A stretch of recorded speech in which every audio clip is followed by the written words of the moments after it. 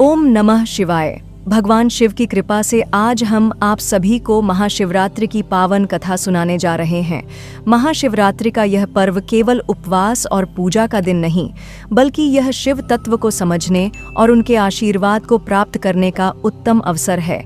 इस दिन शिव भक्त जागरण करते हैं, व्रत रखते हैं और पूरे भक्ति भाव से भगवान शिव की आराधना करते हैं। तो आइए इस दिव्य कथा को ध्यान से सुनें और महादेव की कृपा प्राप्त करें। प्रथम कथा, ब्रह्मा विष्णु और ज्योतिर्लिंग की उत्पत्ति। बहुत समय पहले की बात है, जब सृष्टि की रचना हो चुकी थी, तब भगवान ब्रह्मा और भगवान विष्णु के बीच एक विवाद उत्पन्न हुआ। ब्रह्मा जी ने कहा, मैं ही इस संसार का रचयिता हूँ, इसलिए मैं सबसे महान हूँ। वहीं भगवान विष्णु ने कहा, मैं इस सृष्टि का पालन करता हूँ, इसलिए मुझसे बड़ा कोई नहीं। दोनों में बहस इतनी बढ़ गई कि पूरी सृष्टि हिलने लगी। तभी आकाश में अचानक एक अद्भुत तेजस्वी प्रकाश पुंज प्रकट हुआ। यह एक विराट अग्निस्तंभ था, जिसका कोई आदि था न अंत। ब्रह्मा और विष्णु की परीक्षा। भगवान विष्णु ने कहा, यदि हम इस स्तंभ का आदि और अंत खोज लें तो यह सिद्ध हो जाएगा कि हम में से कौन श्रेष्ठ है। इसके बाद भगवान विष्णु बराह, सुअर रूप धारण करके इस प्रकाश के आधार, नीचे की जड़ की खोज में निकल पड़े, जबकि भगवान ब्रह्मा हंस रूप लेकर इसकी ऊंचाई नापने के लिए ऊपर उड़ चले। हजारों वर्षों तक वे इस प्रकाश स्तंभ के अंत को खोजते रहे, लेकिन कोई भी इसे नाप नहीं सका। अंततः भगवान विष्णु ने अपनी हार स्वीकार कर ली और लौट आए। लेकिन भगवान ब्रह्मा ने अपनी श्रेष्ठता सिद्ध करने के लिए एक केतकी पुष्प से झूठी गवाही दिलवा दी कि उन्होंने इस प्रकाश स्तंभ का अंत देख लिया है। भगवान शिव का प्रकट होना और श्राप। तभी अचानक वह दिव्य प्रकाश पुंज और तेजस्वी हो उठा और उसमें से स्वयं भगवान महादेव प्रकट हुए। उन्होंने गूंजती हुई आवाज में कहा, ब्रह्मा, तुमने झूठ का सहारा लिया है, इसलिए तुम्हारी इस भूल का परिणाम यह होगा कि पृथ्वी पर तुम्हारी पूजा नहीं की जाएगी। इसके साथ ही केतकी के फूल को भी श्राप मिला कि उसे शिवलिंग की पूजा में अर्पित नहीं किया जाएगा। भगवान विष्णु ने महादेव के चरणों में प्रणाम किया और कहा, हे प्रभु, आप ही सृष्टि के आदि और अनंत हैं, हमें हमारी भूल के लिए क्षमा करें। इस प्रकार भगवान शिव ने स्वयं ज्योतिर्लिंग के रूप में प्रकट होकर यह सिद्ध कर दिया कि वे ही सृष्टि के आधार हैं।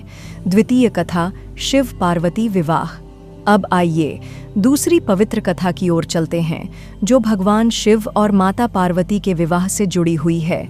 आप सभी को ज्ञात होगा कि माता सती ने अपने पिता दक्ष के यज्ञ में अपने प्राण त्याग दिए थे। उनके इस बलिदान के बाद भगवान शिव तपस्या में लीन हो गए, लेकिन सती ने माता पार्वती के रूप में हिमालय के घर जन्म लिया। वे जन्म से ही भगवान शिव को अपना पति मानती थीं और कठोर तपस्या करने लगीं। माता पार्वती की कठोर तपस्या। माता पार्वती ने हजारों वर्षों तक केवल वायु और पत्तों पर रहकर कठिन तप किया।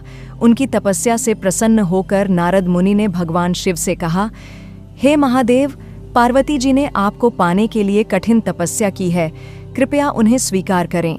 लेकिन भगवान शिव अभी भी ध्यान में थे।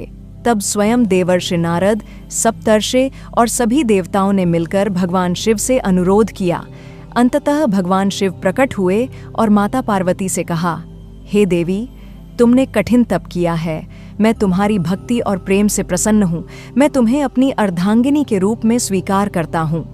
इसके बाद महाशिवरात्रि के शुभ दिन पर दोनों का विवाह धूमधाम से संपन्न हुआ। महाशिवरात्रि व्रत और पूजन विधि।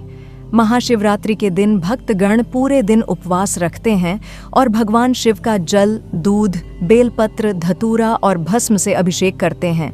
रात भर जागरण किया जाता है और ओम नमः शिवाय के मंत्र का जाप किया जाता है।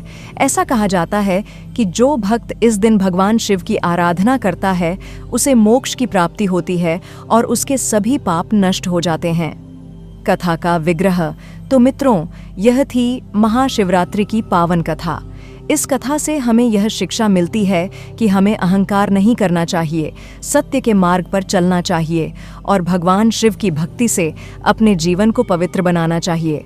तो इस महाशिवरात्रि पर हम सब मिलकर भगवान शिव की पूजा करें, उनके मंत्रों का जाप करें और उनकी कृपा प्राप्त करें। अगर आप यह वीडियो अच्छे तरीके से सुन या देख लिया है तो आपको इसका फल अवश्य और शीघ्र मिलेगा और आपकी इच्छा मनोकामना अवश्य पूरी होगी। तो आप इस वीडियो को ज़रूर लाइक करें और चैनल को सब्सक्राइब करके बेल आइकॉन दबाएं और कमेंट बॉक्स में महादेव का प्यारा सा नाम ज़रूर कमेंट करें।